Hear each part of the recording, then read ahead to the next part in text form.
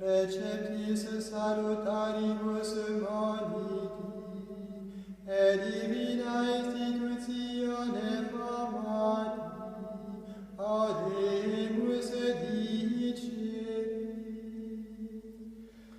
Pater noster, qui es in celis, sanctificetur nomen tuum,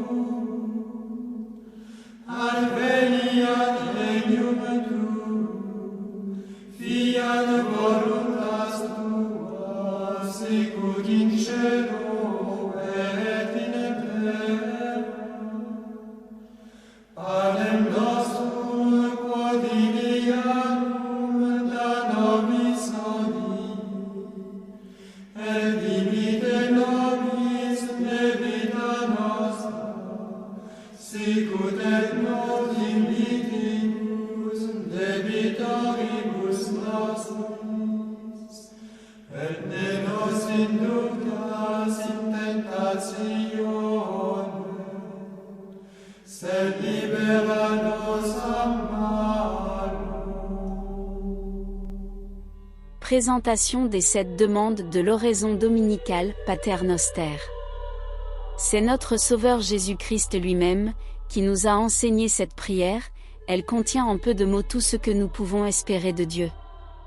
Elle est la règle et le modèle de toutes les autres prières. Elle est aussi la prière la plus agréable à Dieu car composée des paroles que le Christ nous a enseignées de sa propre bouche. Créés par lui à son image, nous sommes les enfants de Dieu, ainsi nous lui adressons notre prière en l'appelant notre Père, et non pas « mon Père », car nous sommes tous ses enfants et devons de nous aimer et prier les uns pour les autres. Dieu est partout, mais nous disons notre Père qui êtes aux cieux pour élever nos cœurs vers le ciel où Dieu se manifeste dans sa gloire à ses enfants. Première demande. Que ton nom soit sanctifié. Avant toute chose, nous demandons que le nom de Dieu soit sanctifié, parce que la gloire de Dieu doit nous tenir plus à cœur que tous nos biens et avantages. Nous pouvons procurer la gloire de Dieu par la prière, le bon exemple, et en dirigeant vers lui nos pensées, nos sentiments et nos actions. Nous demandons que Dieu soit connu, aimé, honoré et servi par tout le monde et par nous en particulier. Nous entendons demander que les fidèles arrivent à la connaissance du vrai Dieu, que les hérétiques reconnaissent leurs erreurs, que les schismatiques reviennent à l'unité de la Sainte Église catholique, que les pécheurs se corrigent et que les justes persévèrent dans le bien. Seconde demande. Que votre règne arrive. Par le règne de Dieu, nous entendons un triple règne spirituel. Le règne de Dieu, en nous, c'est-à-dire, par le don de la grâce divine. Le règne de Dieu sur la terre, c'est-à-dire la Sainte Église catholique. Le règne de Dieu dans les cieux, c'est-à-dire le paradis. Par rapport à la grâce, nous demandons que Dieu règne en nous par sa grâce sanctifiante, par laquelle il réside en nous comme un roi en son palais, et de nous tenir unis à lui par les vertus de foi, d'espérance et de charité qui sont le règne de Dieu dans notre intelligence, notre cœur et notre volonté. Par rapport à l'Église, nous demandons qu'elle s'étende et se propage toujours davantage dans le monde pour le salut des hommes. Par rapport à la gloire, nous demandons de pouvoir être un jour admis dans le saint paradis pour lequel nous avons été créés et où nous serons pleinement heureux. Troisième demande. Que votre volonté soit faite sur la terre comme au ciel. Nous demandons la grâce de faire en toutes choses la volonté de Dieu, en obéissant à ses saints commandements, aussi promptement que les anges et les saints lui obéissent dans le ciel. Mais aussi la grâce de correspondre aux divines inspirations et de vivre résigné à la volonté de Dieu quand il nous envoie des tribulations. Car Jésus-Christ a dit que seul celui qui a fait la volonté de son Père entrera au royaume des cieux. Nous connaissons la volonté de Dieu spécialement par la voix de la Sainte Église et de ses clercs qui nous guident vers la voie du salut. Nous pouvons aussi connaître la très sainte volonté par les divines inspirations et par les circonstances mêmes dans lesquelles le Seigneur nous a placés. Dans les événements tant heureux que malheureux de notre vie, nous devons toujours reconnaître la volonté de Dieu, qui dispose ou permet tout pour notre bien. Quatrième demande. Donnez-nous aujourd'hui notre pain quotidien.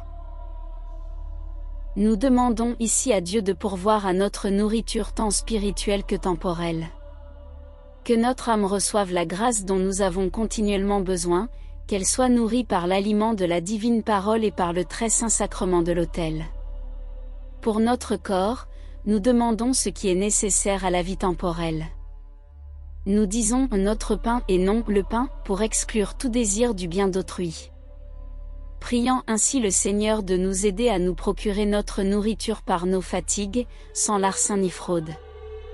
Les biens nous provenant de Dieu, s'il nous en donne en abondance, il le fait pour que nous en donnions le superflu aux pauvres.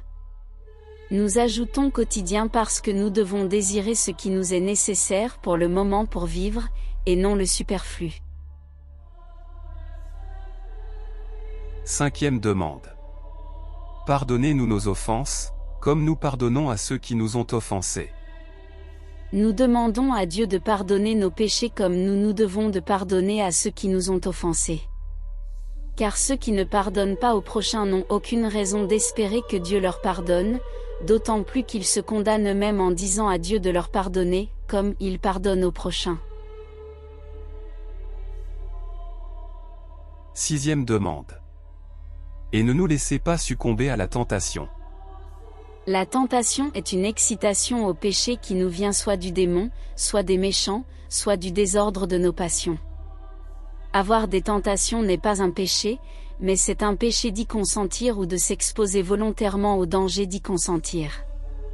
Dieu permet que nous soyons tentés pour éprouver notre fidélité, pour faire grandir nos vertus et pour accroître notre mérite.